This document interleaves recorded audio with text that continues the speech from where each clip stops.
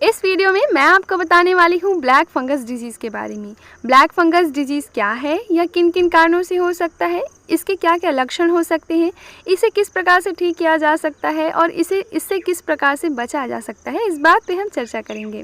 Black fungus disease, जिसे mucormycosis भी कहा जाता है, एक तरह का फंगल इन्फेक्शन है जिसका संक्रमण कोविड-19 पेशेंट्स में ठीक होने के दौरान या ठीक होने के बाद दिखाई दे रहा है। अभी तक इस बीमारी से कई हज़ार लोग प्रभावित हो चुके हैं।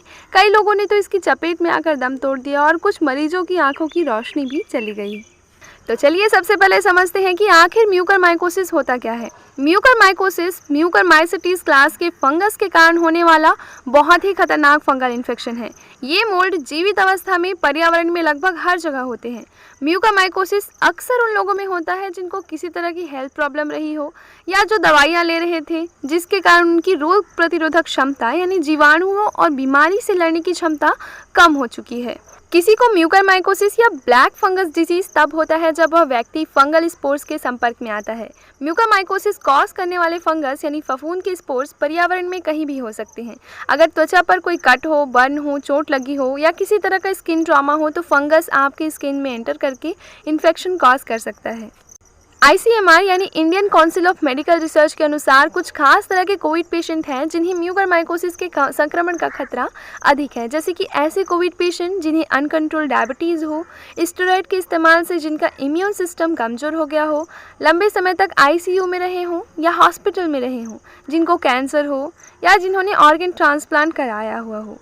ICU में ह्यूमिडिफायर होता है, तो जो पेशेंट्स ऑक्सीजन थेरेपी ले रहे होते हैं ICU में कंटामिनेटेड मॉइस्चर होने के कारण उन्हें फंगल इन्फेक्शन होने का खतरा रहता है। लेकिन इसका मतलब यह नहीं है कि प्रत्येक कोविड पेशेंट को म्यूकरमाइकोसिस का इन्फेक्शन हो जाए। बिना डायबिटीज़ वाले पेशेंट्स में यह डिजीज़ यूजुअली नहीं होता, पर अगर हो गया है तो इसका इलाज जल्द से जल्द किया जाना चाहिए क्योंकि यह घातक हो सकता है। जितनी जल्दी इस डिजीज़ का डायग्नोसिस और ट्रीटमेंट होगा, आपके ठीक होने की संभावना उतनी ही अधिक होगी। चलिए अब बात करते हैं म्यूकरमाइकोसिस के लक्षणों की। म्यूकरमाइकोसिस के लक्षण इस बात पर निर्भर करते हैं कि फंगस शरीर के किस हिस्से पर ग्रो कर रहा है या किस हिस्से को इन्फेक्ट कर रहा है।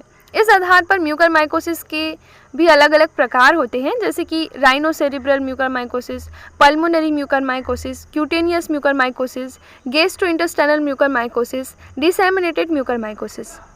राइनोसेरिब्रल म्यूकरमाइकोसिस में फंगस साइनस और ब्रेन को इन्फेक्ट करता है, जिससे वन साइडेड फेशियल स्वेलिंग यानी चेहरे की एक साइड सूजन हो जाती है, सिर दर्द होता है, नेजल और साइनस कॉन्जेशन यानी बंद नाक जैसे लक्षण दिखते हैं, nasal ब्रीजर, upper inside of mouth यानी मुंह के ऊपरी हिस्से पर काले घाव होने लगते हैं जो बहुत तेजी से गंभीर रूप ले लेते हैं, बुखार आता है।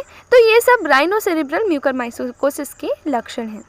पल्मोनरी म्यूकरमाइकोसिस के केस में फंगस लंग यानी फेफड़े को संक्रमित करता है। बुखार आना, खांसी, सीने में दर्द, सांस लेने में कठिनाई होना पल्मोनरी म्यूकरमाइकोसिस के लक्षण हैं। नेक्स्ट है क्यूटेनियस म्यूकरमाइकोसिस, जिसमें फंगस का संक्रमण स्किन यानी त्वचा पर होता है। क्यूटेनियस म्यूकरमाइकोसिस में त्वचा पर ब्लिस्टर्स यानी अल्सर यानी कि फफोले या घाव होने लगते हैं तथा संक्रमित हिस्सा काला हो जाता है।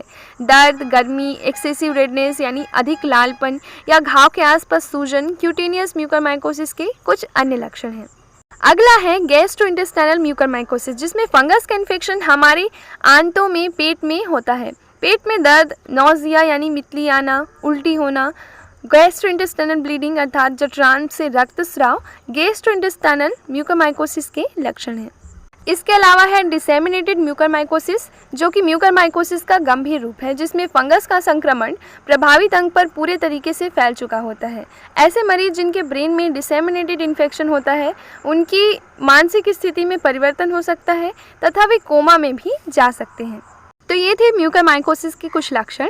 चलिए अब बात करते हैं म्यूकरमाइकोसिस के ट्रीटमेंट यानी इलाज की। म्यूकरमाइकोसिस चूँकि एक फंगल इन्फेक्शन है, इसलिए इसका इलाज एंटी फंगल दवाइयों जैसे कि एम्फोटेरिसिन B से किया जाता है, लेकिन इन्फेक्शन अगर ज़्यादा फैल गया है तो सर्जरी की आवश्यकता होती है।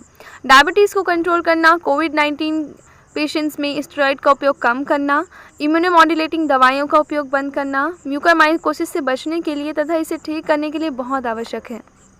शरीर में पर्याप्त सिस्टेमिक हाइड्रेशन बनाए रखने के लिए एम्फोटेरिसिन बी और एंटीफंगल थेरेपी से पहले नॉर्मल सलाइन इंट्रावेनसली दिया जाता है कम से कम 4 से 6 हफ्तों तक।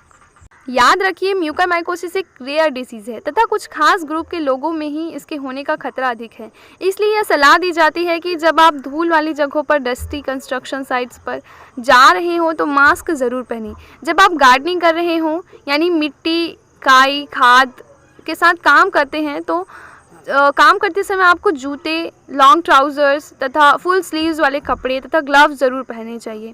पर्सनल हाइजीन बनाकर रखें, हाथों को अच्छी तरह से धोएं, साफ सफाई रखें। इस प्रकार आप म्यूकरमाइकोसिस के संक्रमण से बच सकते हैं।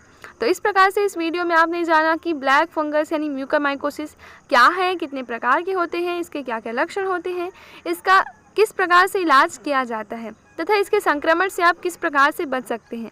तो अगर आपको इसी तरह की स्वास्थ्य और मेडिसिन से संबंधित और जानकारियाँ चाहिए तो सब्सक्राइब करिए यूजी फार्मा गाइड चैनल को और बेल आइकॉन का बटन दबाना मत भूलिए। स्वस्थ रहिए, सुरक्षित रहिए। धन्यवाद।